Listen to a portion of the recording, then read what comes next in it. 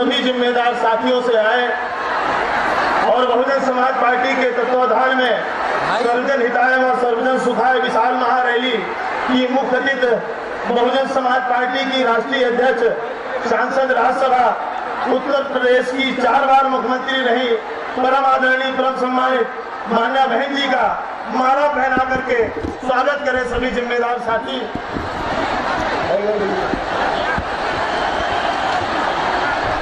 Bahujan Samaj party जिंदाबाद, बहन कुमारी मालवी जी जिंदाबाद, बहन कुमारी मालवी जी जिंदाबाद।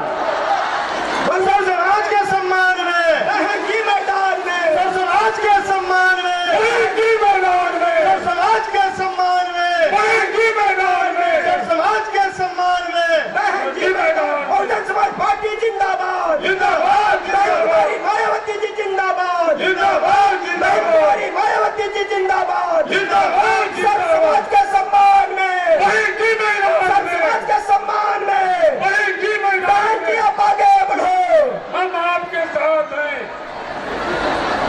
साथियों, मैं मान्या बहन जी से हम सबको संबोधित करने के लिए अनुरोध करूं। इससे पहले हम सब जोरदार नारे से मान्या बहन जी का स्वागत करेंगे। बहुजन समाज पार्टी जिंदाबाद, मान्या बहन कुमारी मालवी जी जिंदाबाद, बहुजन समाज पार्टी जिंदाबाद। बाबा साहब डॉक्टर भीमराव अम्बेडकर उमर रहे, मानव श्री काशीराम साहब उमर रहे। बहन कुमारी मालवी जी जिंदाबाद, बहन कुमारी मालवी जी जिंदाबाद। सर समाज के सम्मान में, सर समाज के सम्मान में, बहन जी आप आगे बढ़ो, हम आपके साथ हैं। बहन जी आप आगे बढ़ो, हम आपके साथ हैं। सर समाज के सम्मान में, बहन कुमारी मालवी जी जिंदाबाद, जिंदाबाद, जिंदाबाद। बहन कुमारी मालवी जी जिंदाबाद, जिंदाबाद, जिंदाबाद। अब मैं बड़े आदर एवं सम्मान के साथ अनुरोध करता हूं कि परम आदरणीय परम सम्मानित मान्या बहन जी आए और हम सबको संबोधित करने की कृपा करें। मान्या बहन।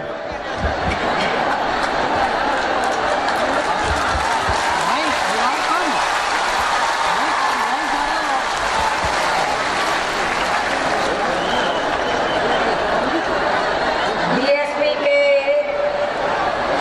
सभी छोटे बड़े पदाधिकारियों एवं कार्यकर्तागण, आज उत्तर प्रदेश के पूर्वांचल के खासगढ़ में,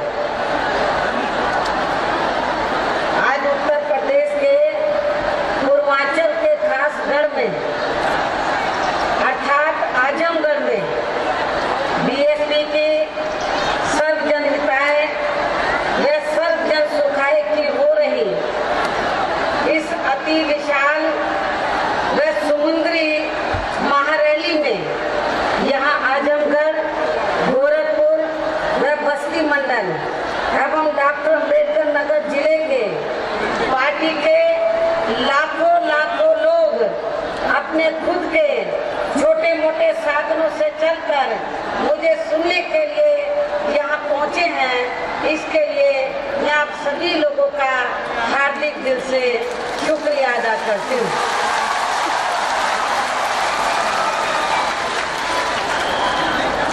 हालांकि मैं हेलीकॉप्टर से ये देख रही थी कि जितनी भीड़ आपके पंडाल के अंदर है उससे ज्यादा भीड़ पंडाल के बाहर सड़कों पर लोग खड़े हुए हैं, क्योंकि पंडाल में इतनी जगह नहीं है कि जो बाहर लोग इस पंडाल से कई गुना ज्यादा लोग बाहर सड़कों पर खड़े हैं, आसपास की सड़कों पर, वो इधर आ सके। हालांकि समाजवादी पार्टी के जो मुखिया हैं श्री मुलायम सिंह यादव के लिए तो ये मैदान काफी बड़ा था, लेकिन बीएसपी के लिए ये मैदान काफी छोटा है।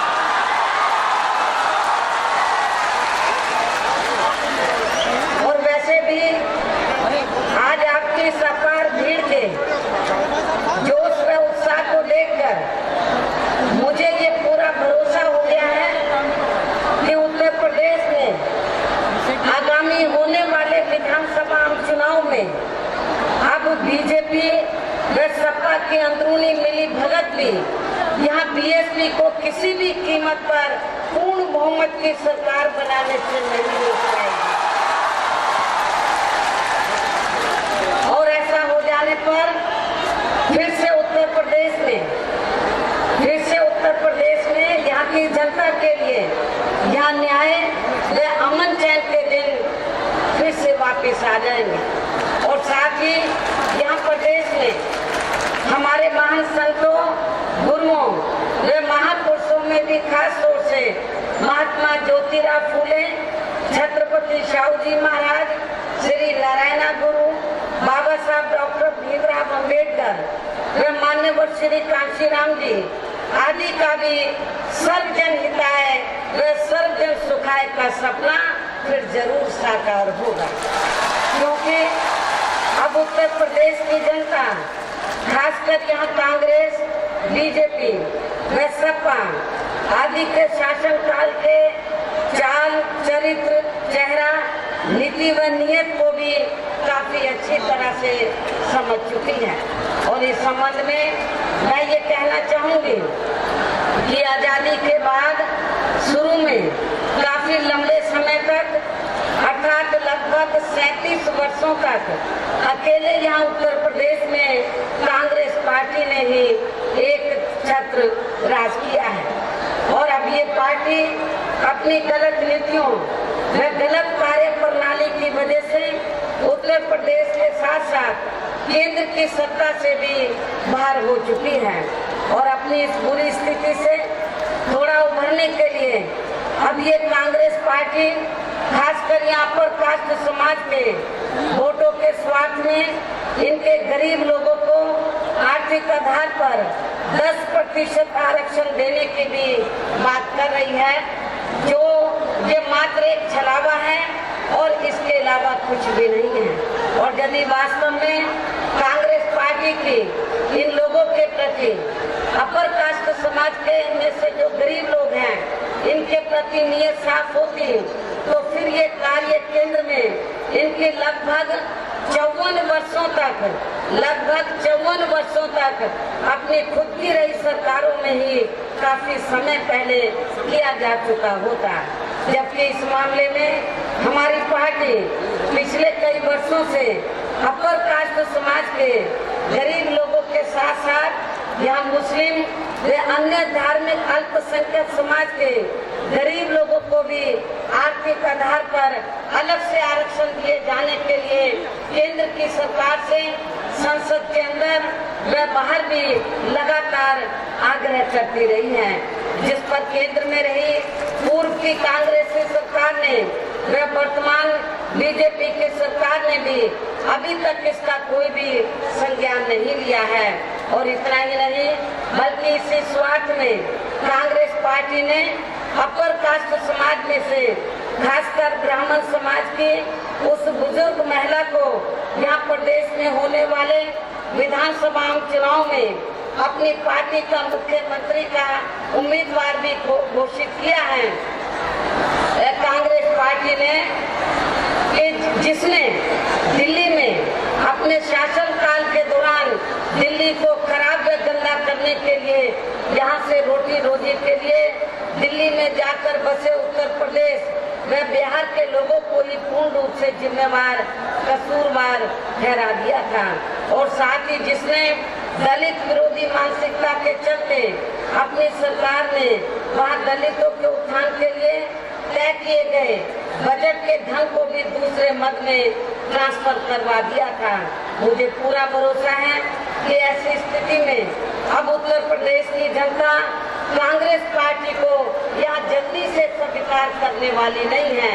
चाहे इसके लिए इस पार्टी के लोग यानी कि कांग्रेस पार्टी के लोग कितनी भी यहाँ नाटकबाजी क्यों ना करते रहें, चाहे कांग्रेस पार्टी के लोग यहाँ कितनी भी रथ यात्रा निकाल लें, चाहे कितनी भी पद यात्रा कर लें, तो भी उत्तर प्रदेश की जनता कांग्रेस पार्टी को जल्दी से स्वीकार करने वाली नहीं। इसके साथ साथ मैं भारतीय जनता पार्टी के बारे में भी ये कहना चाहूंगी कि उत्तर प्रदेश में बीजेपी के लोग खासकर यहाँ विकास के नाम पर जो सत्ता में आने की बात कर रहे हैं, तो उन्हें मैं ये भी भी याद दिलाना चाहती हूँ कि उत्तर प्रदेश में भारतीय जनता पार्टी ने भी लगभग 6 वर्षों तक यह राज किया है और इस अवधि में इन्होंने विकास व जनहित के कार्यों की तरफ ध्यान देने की बजाय अधिकांश अपने आरएसएस के एजेंडे पर ही चलकर यह सांप्रदायिक ताकतों को ही मजबूत किया है, जिसकी वजह से फिर इस पार्टी को सन 1992 में समय से पहले ही यह अपनी सत्ता तक भी गंवानी पड़ी थी और अब केंद्र में भी इसी नक्शे कदम पर बीजेपी की सरकार चल रही है, जिसने लोकसभा चुनाव के दौरान उत्तर प्रदेश सहित पूरे देश के हर वर्ग व हर जाति एवं हर धर्म के लोगों के साथ साथ यहाँ गरीबों, मजदूरों, किसानों, कर्मचारियों, व्यापारियों एवं अन्य विभिन्न क्षेत्रों में लगे लोगों के हित व कल्याण के लिए जो अच्छे दिन लाने के वायदे किए थे, वे सपने दिखाए थे, तो वे अधिकांश यहाँ बुरे दिनों में ही तब्दील हो गए हैं। और इस संबंध में मैं आप लोगों को ये याद दिलाना चाहती हूँ कि आज से लगभग 2 साल पहले जब पूरे देश में लोकसभा का आम चुनाव हुआ था, तो लोकसभा आम चुनाव के दौरान तो उत्तर प्रदेश में खासकर भारतीय जनता पार्टी और इनके पीएम पद के उम्मीदवार श्री नरेंद्र मोदी ने उत्तर प्रदेश के कोने कोने में जाकर ये कहा था कि जब केंद्र में बीजेपी सत्ता में आ जाती है तो बीजेपी के सत्ता में आते ही तो फिर पूरे देश में और खासकर उत्तर प्रदेश में जो यहाँ पर वर्षों से बुरे दिन चल रहे हैं हर मामले में हर स्तर पर, तो वो अच्छे दिन में तब्दील हो जाएंगे।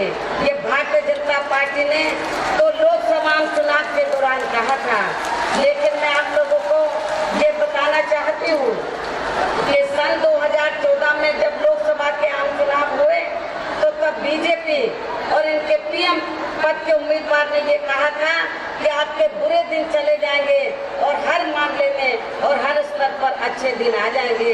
लेकिन मैं आप लोगों से ये पूछना चाहती हूँ कि केंद्र में बीजेपी के सरकार को बने हुए 2 वर्षों से ज्यादा का समय हो चुका है। 2 वर्षों से ज्यादा का समय हो चुका है।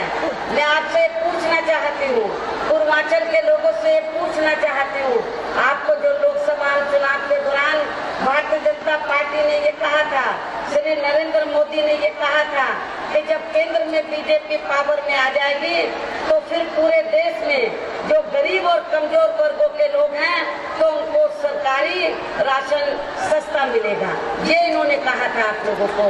मैं आपसे पूछना चाहती हूँ, केंद्र की सरकार को बने हुए 2 साल से ज्यादा समय हो गया है, क्या आपको अपने पूर्वांचल क्षेत्र में आजमगढ़ में क्या गरीबों को या कमजोर वर्गों के लोगों को क्या सरकारी राशन आप लोगों को सस्ता मिल रहा है? मैं समझती हूँ कि नहीं मिल रहा है। आपको गेहूं, चावल, दाल, तेल ये सब महंगा हो गया है, आपको कोई सस्ता नहीं मिल रहा है। लोकसभा चुनाव के दौरान बीजेपी ने कहा था कि पूरे देश में बिजली, पानी, स्वास्थ्य सेवाएं, रसोई गैस आदि सब सस्ती हो जाएगी। मैं आप लोगों से पूछना चाहती हूँ, क्या बिजली, पानी, स्वास्थ्य सेवाएं, रसोई गैस आदि क्या सस्ती हो गई है?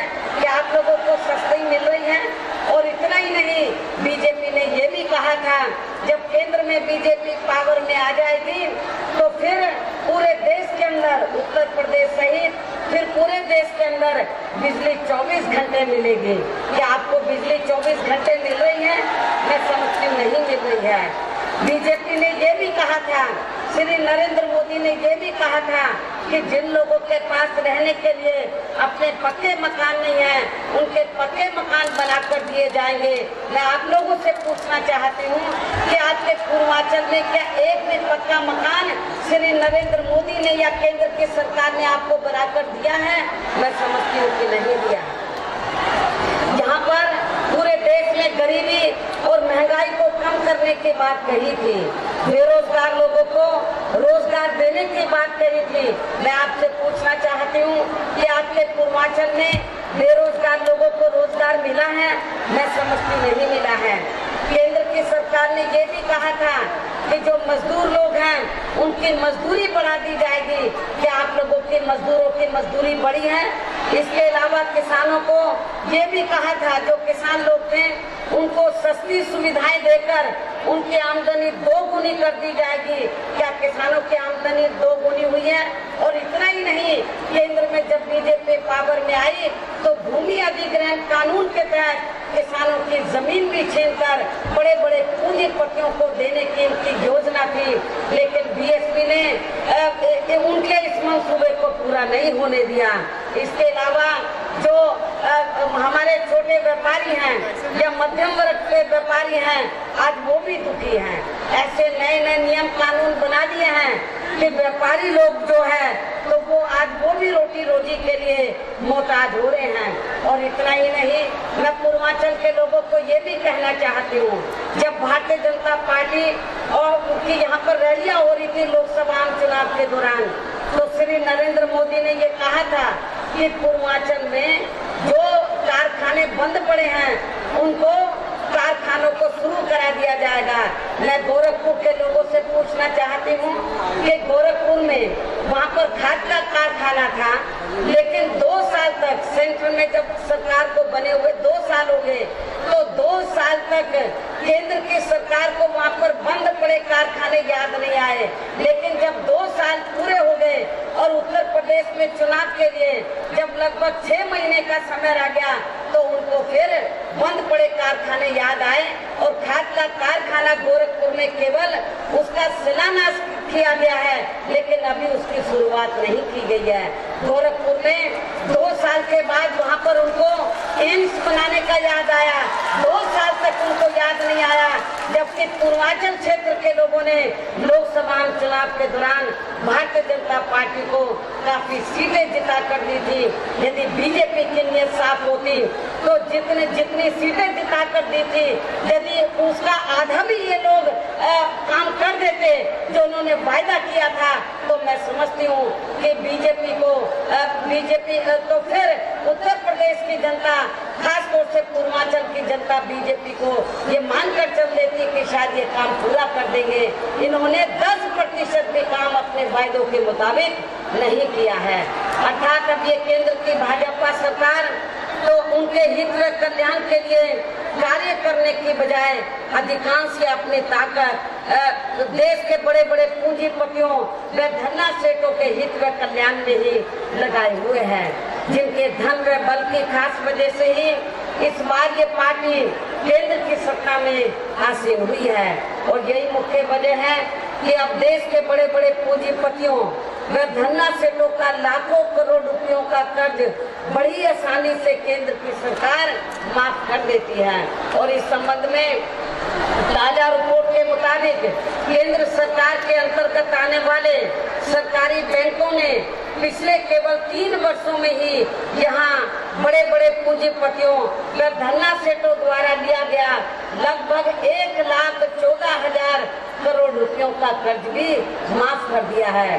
जबकि वहीं दूसरी तरफ अपने परिवार का जीवन यापन करने के लिए बैंक से 1,00,000-2 लाख रुपए जैसी छोटी धनराशि का कर्ज लेने वाले छोटे किसानों व छोटे कारोबारी लोगों को कर्ज वसूली के लिए इतना ज्यादा परेशान किया जाता है कि फिर वे अधिकांश अपनी आत्महत्या करने तक को भी मजबूर हो जाते हैं।